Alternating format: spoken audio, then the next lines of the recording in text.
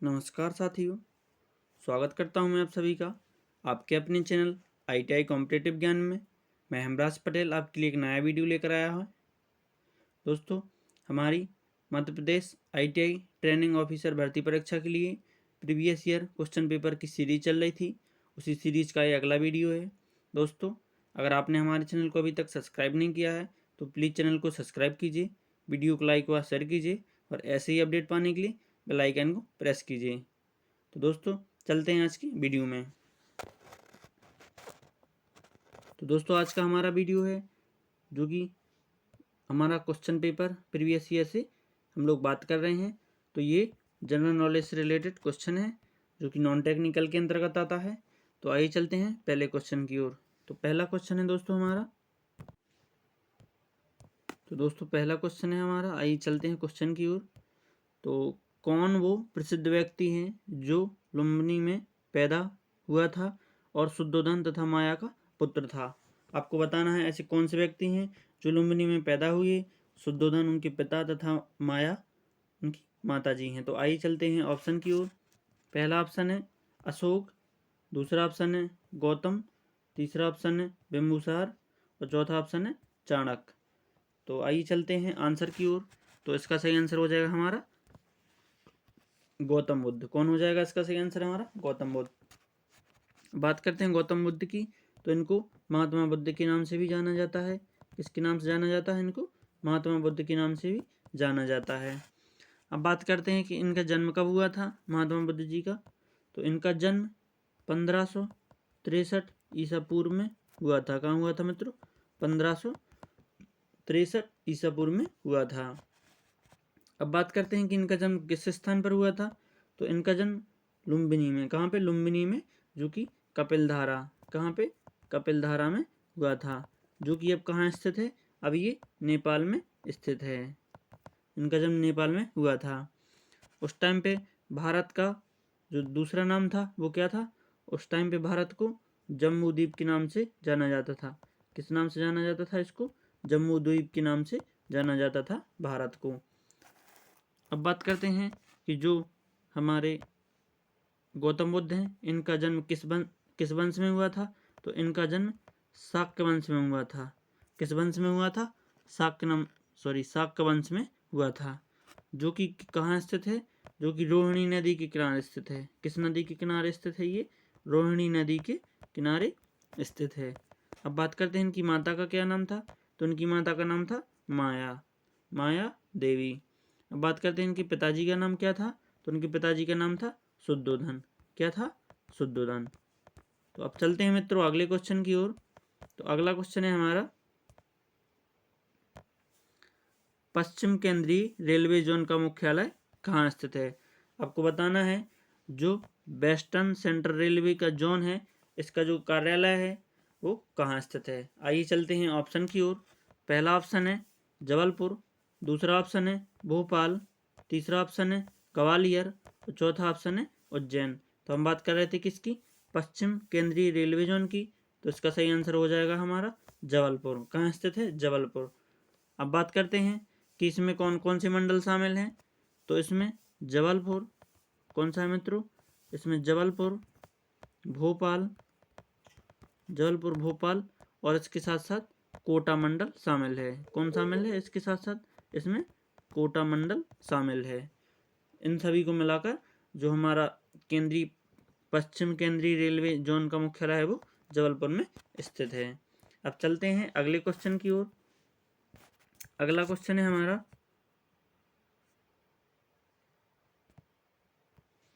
निम्न में से कौन भारत का स्पाइस गार्डन है। आपको बताना है इनमें से कौन है जो भारत का स्पाइस गार्डन है। आइए चलते हैं ऑप्शन की ओर। पहला ऑप्शन है आंध्र प्रदेश, दूसरा ऑप्शन है हमारा केरल, तीसरा ऑप्शन है उत्तराखंड और चौथा ऑप्शन है पंजाब। तो हम बात कर रहे थे किसकी? भारत का स्पाइस गार्डन कहाँ है। तो इसका सही आंसर हो जाएगा हमारा कौन सा? इसका सही आंसर हो जाएगा हमारा केरल। जो केरल है वहाँ पे भारत का स्पाइस गार्डन है। अब बात करते हैं कि केरल की राजधानी क्या है। तो केरल की राजधानी क्या है मित्रों? केरल की राजधानी है तिरुअनंतपुरम। तिरुवनंतपुरम। क्या है? तिरुवनंतपुरम। अब बात करते हैं कि यहाँ पे मुख्यमंत्री कौन है केरल में। तो यहाँ पे मुख्यमंत्री है पिनरई विजयन। कौन है मित्रों? पिनरई विजयन यहाँ पे मुख्यमंत्री हैं। अब बात करते हैं यहाँ पे गवर्नर कौन है। तो यहाँ पे गवर्नर है मोहम्मद आरिफ खान। कौन है? आरिफ मोहम्मद खान यहाँ पे गवर्नर हैं। अब बात करते हैं कि आंध्र प्रदेश में कौन है मुख्यमंत्री। आंध्र प्रदेश में मुख्यमंत्री कौन है? तो इसका सही आंसर हो जाएगा हमारा YS जगनमोहन रेड्डी। कौन सा सही हो जाएगा? YS जगनमोहन रेड्डी। अब बात करते हैं कि आंध्र प्रदेश में गवर्नर कौन है। तो आंध्र प्रदेश में गवर्नर है विश्वभूषण हरिचंदन। कौन है मित्रों? विश्वभूषण हरिचंदन यहाँ पे गवर्नर हैं। कहाँ पे? आंध्र प्रदेश में। अब बात करते हैं कि उत्तराखंड में मुख्यमंत्री कौन है। तो उत्तराखंड में मुख्यमंत्री हैं पुष्कर सिंह धामी। कौन है? पुष्कर सिंह धामी यहाँ पे मुख्यमंत्री हैं। अब बात करते हैं कि कौन से मुख्यमंत्री हैं। तो ये यहाँ के 10वें मुख्यमंत्री हैं, जो कि 23 मार्च कब हुए थे? 23 मार्च 2022 को इन्होंने शपथ ली थी।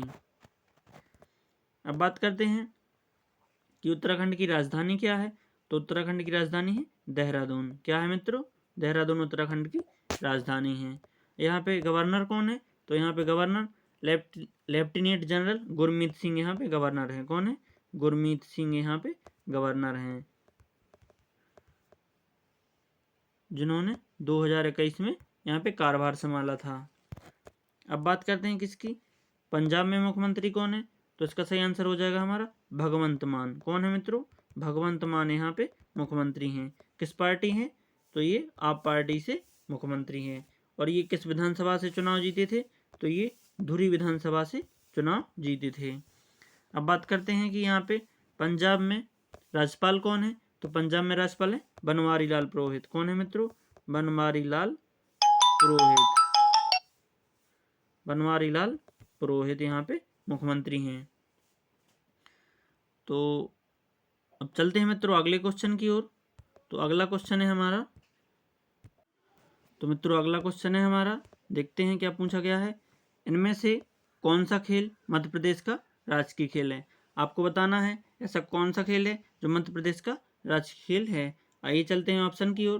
पहला ऑप्शन है हमारा कबड्डी, दूसरा ऑप्शन है मलखम्ब, तीसरा ऑप्शन है पहलवानी और चौथा ऑप्शन है तैराकी। तो हम बात कर रहे थे किसकी? मध्य प्रदेश का राजकीय खेल। तो इसका सही आंसर हो जाएगा हमारा मलखम्ब।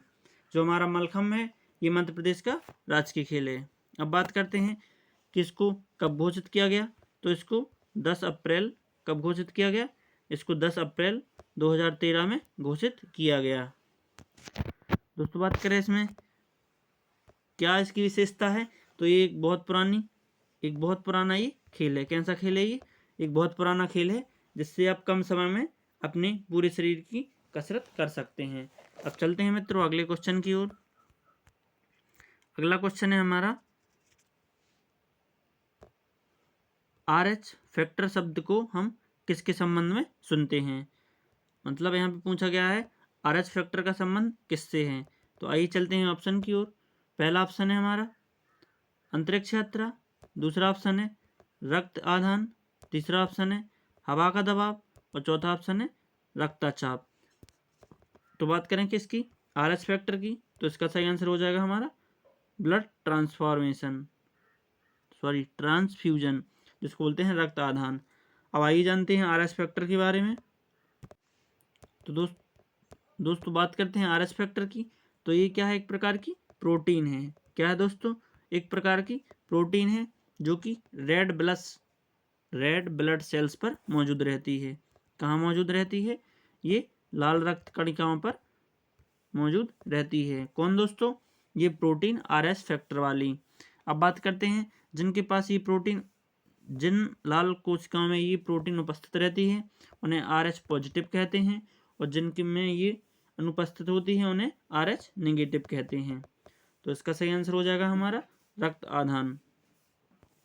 अब चलते हैं मित्रों अगले क्वेश्चन की ओर। तो अगला क्वेश्चन है हमारा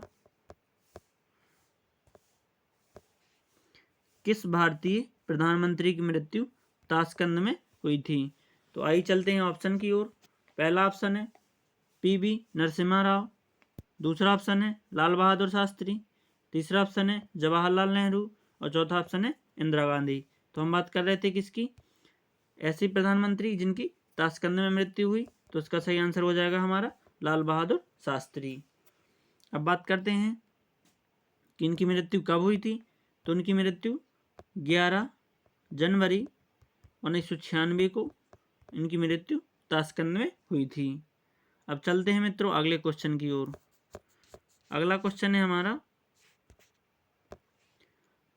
भारत की पहली बोलती फिल्म कौन सी है। आपको बताना है ऐसी कौन सी फिल्म है जो पहली बोलती फिल्म है। अब चलते हैं ऑप्शन की ओर। पहला ऑप्शन है राजा हरिश्चंद्र, दूसरा ऑप्शन है किसान कन्या, तीसरा ऑप्शन है मेरा नाम जोकर और चौथा ऑप्शन है आला मारा। तो इसका सही आंसर हो जाएगा हमारा कौन सा, आला मारा। एक ऐसी फिल्म है जो भारत की पहली बोलती फिल्म है। अब बात करते हैं कि ये कब रिलीज हुई थी। तो ये 14 मार्च को, कब, 14 मार्च को 1931 में। और दिन कौन सा था वहाँ पे, दिन था हमारा शनिवार। कौन सा था मित्रों, शनिवार को ये रिलीज हुई थी।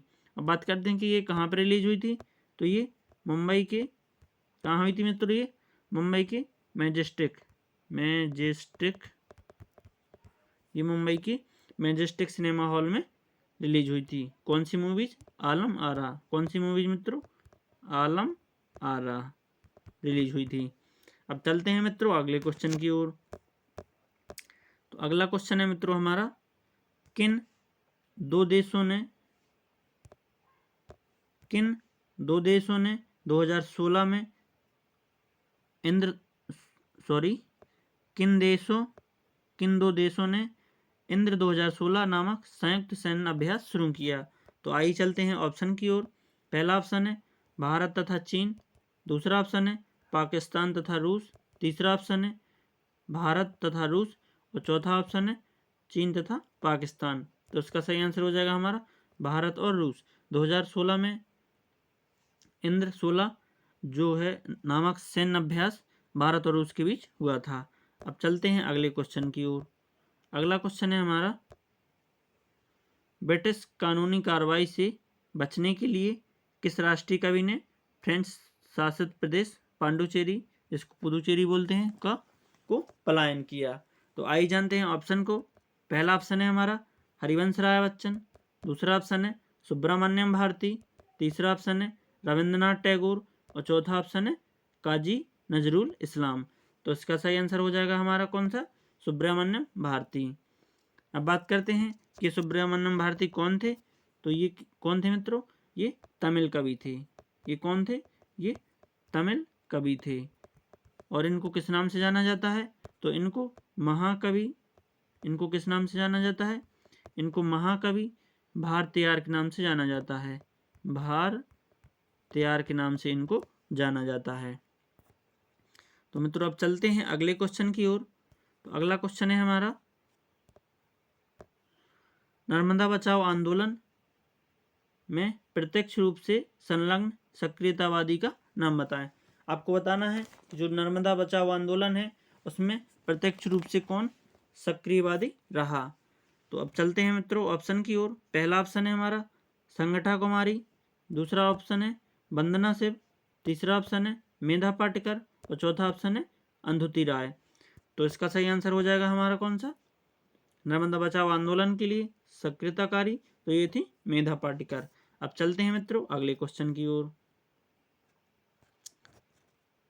तो अगला क्वेश्चन है हमारा, भारत में दिया जाने वाला सर्वोच्च नागरिक पुरस्कार है। आपको बताना है इनमें से कौन भारत में दिया जाने वाला सर्वोच्च नागरिक पुरस्कार है।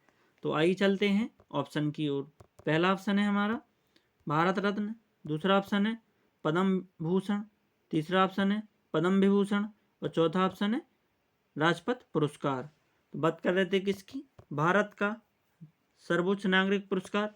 तो इसका सही आंसर हो जाएगा हमारा भारत रत्न। अब बात करते हैं कि भारत रत्न किस क्षेत्र में दिया जाता है। तो जो भारत रत्न है ये सर्वोच्च नागरिक पुरस्कार है जो कि राष्ट्र की सेवा के लिए दिया जाता है। किसकी सेवा के लिए? राष्ट्र की सेवा के लिए ये दिया जाता है। अब बात करते हैं कि किस किस क्षेत्र में दिया जाता है जो हमारा भारत रत्न पुरस्कार है। तो ये कला के क्षेत्र में दिया जाता है। किस क्षेत्र में मित्रों? कला के क्षेत्र में। इसके साथ साथ साहित्य के क्षेत्र में दिया जाता है और विज्ञान के क्षेत्र में भी दिया जाता है। किस क्षेत्र में? विज्ञान के क्षेत्र में। इसके साथ साथ सार्वजनिक सेवा के क्षेत्र में दिया जाता है और खेल के क्षेत्र में दिया जाता है। इसके साथ शांति के क्षेत्र में भी दिया जाता है। बात करते हैं ये किसके द्वारा दिया जाता है। तो ये राष्ट्रपति के द्वारा दिया जाता है। किसके द्वारा दिया जाता है? ये राष्ट्रपति के द्वारा दिया जाता है। अब बात करते हैं इसकी शुरुआत कब हुई थी। तो इसकी शुरुआत 2 जनवरी कब हुई थी मित्रों? इसकी शुरुआत 2 जनवरी 1954 को हुई थी। अब बात करते हैं कि ये कौन से राष्ट्रपति के द्वारा दिया गया था सर्वप्रथम। तो ये पहले राष्ट्रपति राजेंद्र प्रसाद के द्वारा दिया गया था। किसके द्वारा? राजेंद्र प्रसाद के द्वारा दिया गया था। अब चलते हैं मित्रों अगले क्वेश्चन की ओर। तो अगला क्वेश्चन है हमारा, किस स्वतंत्रता सेनानी को देशबंधु के नाम से भी जाना जाता है? आपको बताना है ऐसे कौन से व्यक्ति हैं जिनको, या ऐसे कौन से स्वतंत्रता सेनानी हैं जिनको देशबंधु के नाम से भी जाना जाता है। आइए चलते हैं ऑप्शन की ओर। पहला ऑप्शन है चित्तरंजन दास, दूसरा ऑप्शन है राजा राम मोहन राय, तीसरा ऑप्शन है A.O. ह्यूम और चौथा ऑप्शन है K.C. सिंह। तो हम बात कर रहे थे किसकी? स्वतंत्रता संग्राम सेनानी जिनको देशबंधु के नाम से जाना जाता है। तो इसका सही आंसर हो जाएगा हमारा कौन सा? चित्तरंजन दास। आइए जानते हैं इनके बारे में। तो दोस्तों बात करते हैं इनका जन्म कब हुआ था। तो इनका जन्म 1870 में हुआ था। बात करते हैं इनका निधन कब हुआ। तो इनका निधन 1925 में हुआ था। तो अब बात करते हैं कि ये कौन थे। तो दोस्तों ये थे हमारे सुप्रसिद्ध, कौन थे? ये हमारे सुप्रसिद्ध नेता थे। इसके साथ साथ ये राजनीतिज्ञ भी थे। कौन थे? राजनीतिज्ञ। और कौन थे दोस्तों? ये वकील भी थे। कौन थे ये वकील थे। इसके साथ साथ ये कवि भी थे और पत्रकार थे। कौन थे मित्रों? पत्रकार थे। और भारतीय स्वतंत्रता आंदोलन में ये प्रमुख नेता रहे और इनने बहुत सारे स्वतंत्रता संग्राम सेनानी भाइयों का मुकदमे भी लड़े। तो अब चलते हैं मित्रों अगले क्वेश्चन की ओर। तो अगला क्वेश्चन है मित्रों हमारा, तो अगला क्वेश्चन है हमारा, आइए जानते हैं भारत का मुख्य भारतीय अंतरिक्ष प्रशिक्षण स्थल कहाँ स्थित है। आपको बताना है जो भारत का मुख्य अंतरिक्ष प्रशिक्षण स्थल है वो कहाँ स्थित है। तो आइए जानते हैं ऑप्शन को। पहला ऑप्शन है हमारा कोटा, दूसरा ऑप्शन है पोर्ट ब्लेयर, तीसरा ऑप्शन है श्रीहरिकोटा और चौथा ऑप्शन है हसन। तो हम बात कर रहे थे किसकी? भारत का प्रशिक्षण स्थल अंतरिक्ष का। तो इसका सही आंसर हो जाएगा हमारा श्रीहरिकोटा। आइए जानते हैं हम श्रीहरिकोटा के बारे में। तो जो हमारा इसरो है, कौन दोस्तों?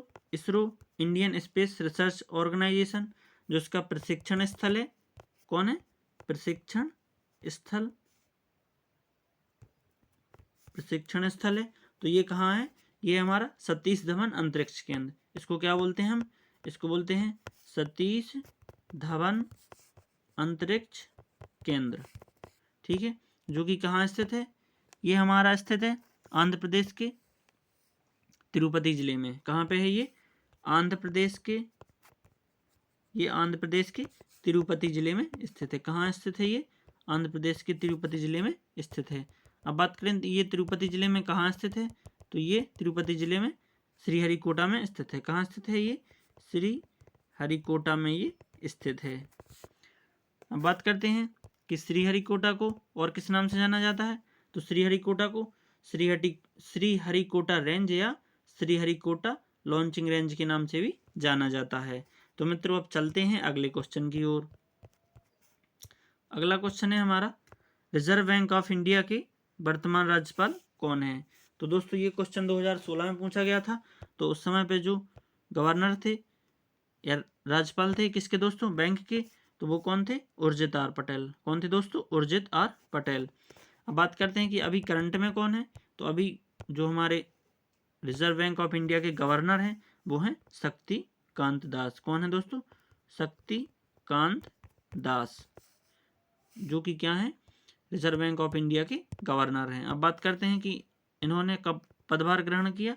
तो इन्होंने 11 दिसंबर 2018 को पदभार ग्रहण किया, जो कि कौन से गवर्नर है? ये 25वें गवर्नर हैं। अब चलते हैं मित्रों अगले क्वेश्चन की ओर। अगला क्वेश्चन है हमारा, नई दिल्ली स्थित विश्व प्रसिद्ध बहाई मंदिर को किस फूल के आकार में ढाला गया? तो आइए जानते हैं ऑप्शन को। पहला ऑप्शन है हमारा सूर्यमुखी, दूसरा ऑप्शन है कमल, तीसरा ऑप्शन है चमेली और चौथा ऑप्शन है गुलाब। तो हम बात कर रहे थे किसकी? दिल्ली में स्थित विश्व प्रसिद्ध बहाई मंदिर की। तो इसका सही आंसर हो जाएगा हमारा कमल। कौन सा मित्रों? कमल। उसको कमल के आकार में ढाला गया। अब बात करते हैं कि ये कहाँ स्थित है। तो ये दिल्ली में स्थित है। कहाँ स्थित है ये दिल्ली में स्थित है। तो दिल्ली के नेहरू, ये दिल्ली की नेहरू प्लेस के पास स्थित है। कहाँ स्थित है? दिल्ली के नेहरू प्लेस के पास स्थित है, जहाँ पे कालका जी का मंदिर है। किसका मंदिर है? जहाँ पे कालका जी का मंदिर है, ये वहाँ पे स्थित है। अब बात करते हैं कि यहाँ पे मतलब ये किसके अनुयायियों का मंदिर है। तो ये ईरानी धर्म संस्थापक, कौन? ईरानी धर्म संस्थापक, ईरानी धर्म संस्थापक बहाउल्लाह। कौन था दोस्तों? बहाउल्लाह के अनुयायियों का मंदिर है। किसका मंदिर है दोस्तों? के अनुयायियों का ये मंदिर है। अब चलते हैं मित्रों अगले क्वेश्चन की ओर। अगला क्वेश्चन है हमारा, मध्य प्रदेश के किस स्थान में मियां तानसेन की समाधि है? आपको बताना है जो हमारे तानसेन जी हैं उनकी समाधि कहाँ स्थित है। आइए चलते हैं ऑप्शन की ओर। पहला ऑप्शन है ग्वालियर, दूसरा ऑप्शन है भोपाल, तीसरा ऑप्शन है जबलपुर और चौथा ऑप्शन है खंडवा। तो हम बात कर रहे थे किसकी? तानसेन जी की समाधि की। तो ये कहाँ स्थित है? ये ग्वालियर में स्थित है। अब बात करते हैं कि तानसेन कौन थे।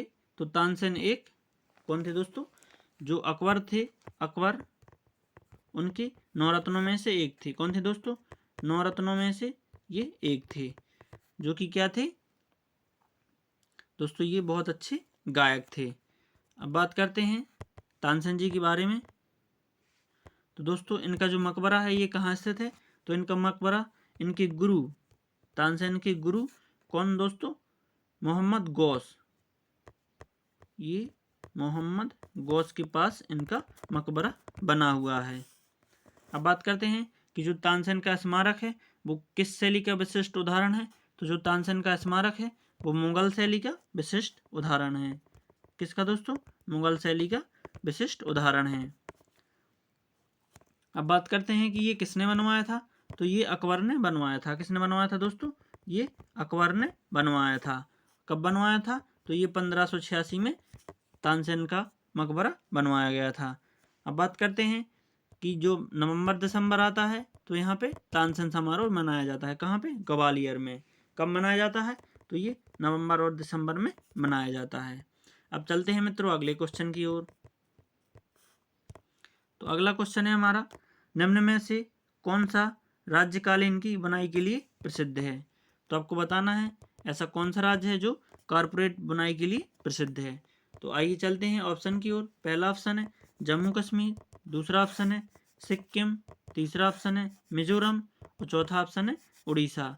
तो हम बात कर रहे थे किसकी? राज्यकालीन बुनाई की, जो के लिए जिसके लिए वो प्रसिद्ध है। तो इसका सही आंसर हो जाएगा हमारा जम्मू और कश्मीर। जम्मू और कश्मीर इसके लिए प्रसिद्ध है। अब चलते हैं मित्रों अगले क्वेश्चन की ओर। तो दोस्तों अगला क्वेश्चन है हमारा, मध्य प्रदेश के बालाघाट जिले में स्थित मलाजखंड खदान से कौन सी धातु निकाली जाती है। आपको बताना है जो मलाजखंड की खदान है जो कि कहाँ स्थित है? बालाघाट में। इससे कौन सी धातु निकाली जाती है। आइए चलते हैं ऑप्शन की ओर। पहला ऑप्शन है तांबा, दूसरा ऑप्शन है एल्यूमिनियम, तीसरा ऑप्शन है लोहा और चौथा ऑप्शन है मैंगनीज।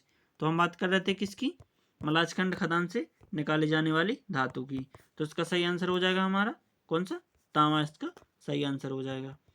अब बात करते हैं दोस्तों मलाजखंड की खदान के बारे में। तो दोस्तों ये एशिया की सबसे बड़ी खदान है। किस क्षेत्र में दोस्तों, तांबा के क्षेत्र में। एशिया की सबसे बड़ी, एशिया की ये सबसे बड़ी खदान है तांबा के मामले में। अब बात करते हैं कि ये कहाँ स्थित है। तो ये बालाघाट में स्थित है। कहाँ स्थित है ये, बालाघाट में स्थित है।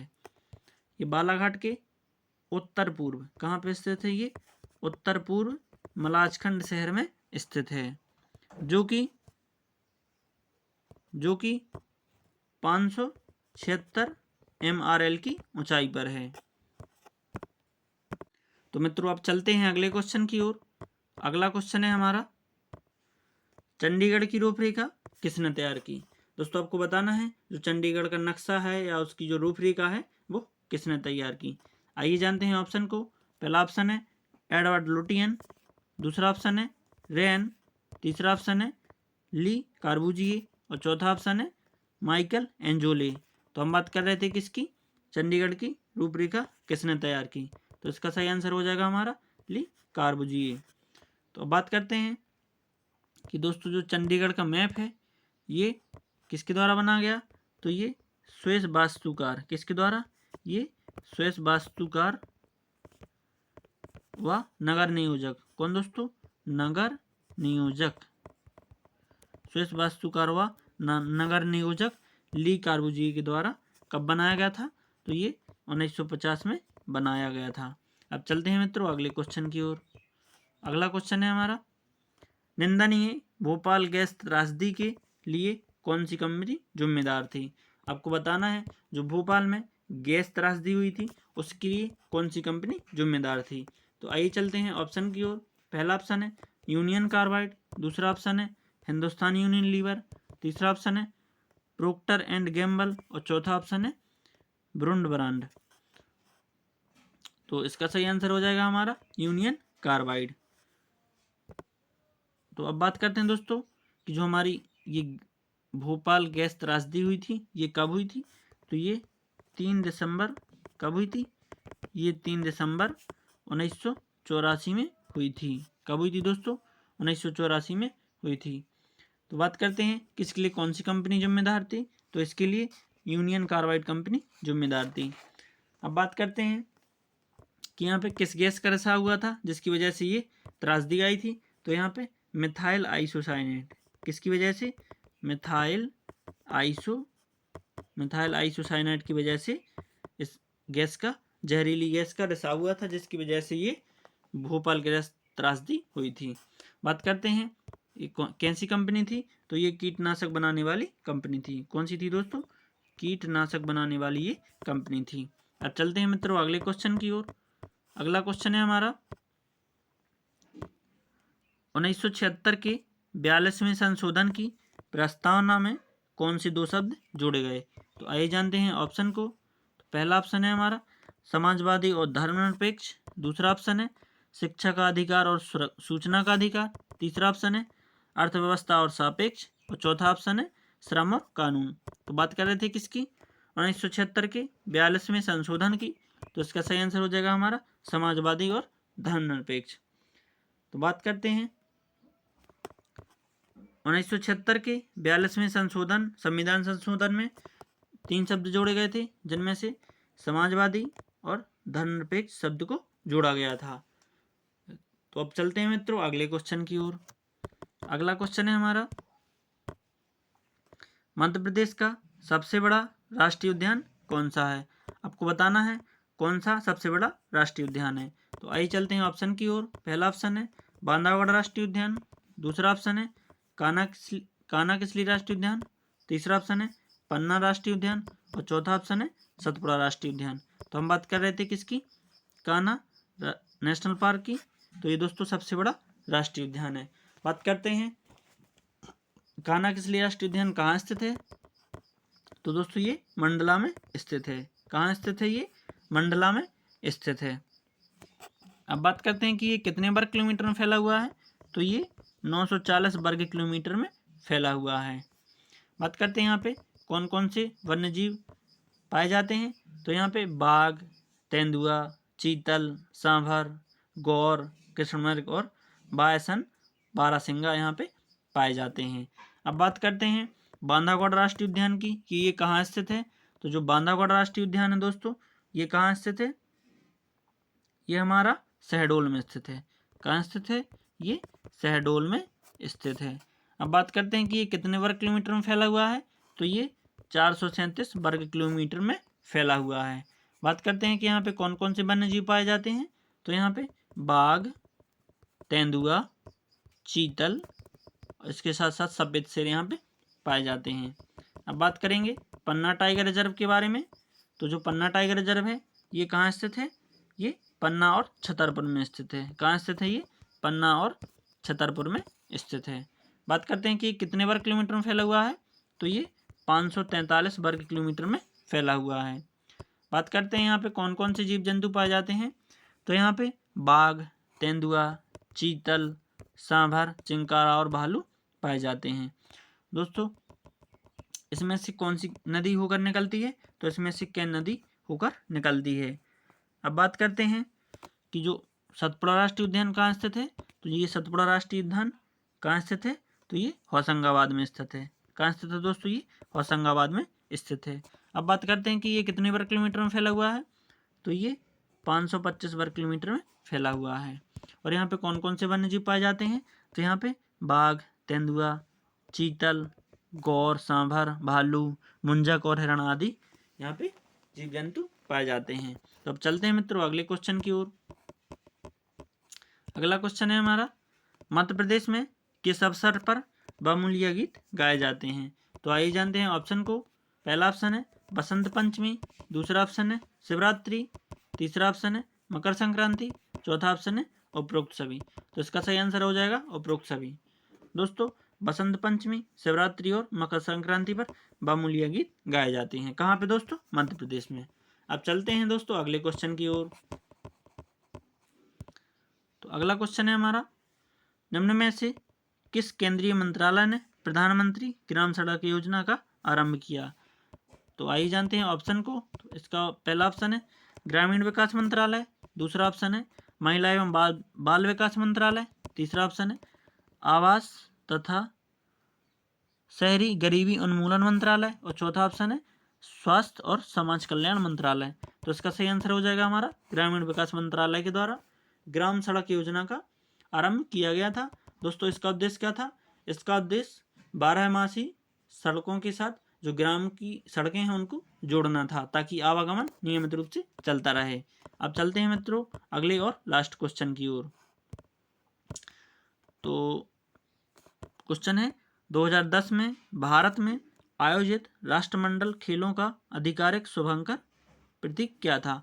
आपको बताना है जो 2010 में भारत में राष्ट्रमंडल खेलों का अधिकार शुभंकर था वो कौन था। तो आइए जानते हैं ऑप्शन को। पहला ऑप्शन है अप्पू हाथी, दूसरा ऑप्शन है शेरा शेर, तीसरा ऑप्शन है चावा हिरण और चौथा ऑप्शन है उपरोक्त में से कोई नहीं। तो हम बात कर रहे थे किसकी, 2010 में भारत में आयोजित राष्ट्रमंडल खेलों का आधिकारिक शुभंकर। तो इसका सही आंसर हो जाएगा हमारा कौन सा, शेरा शेर। तो दोस्तों कैसा लगा वीडियो, अगर दोस्तों वीडियो अच्छा लगा हो, पसंद आया हो तो प्लीज़ वीडियो को लाइक कीजिए, चैनल को सब्सक्राइब कीजिए और ऐसी अपडेट पाने के लिए बेल आइकन को प्रेस कीजिए। मिलेंगे दोस्तों अगले वीडियो में। धन्यवाद।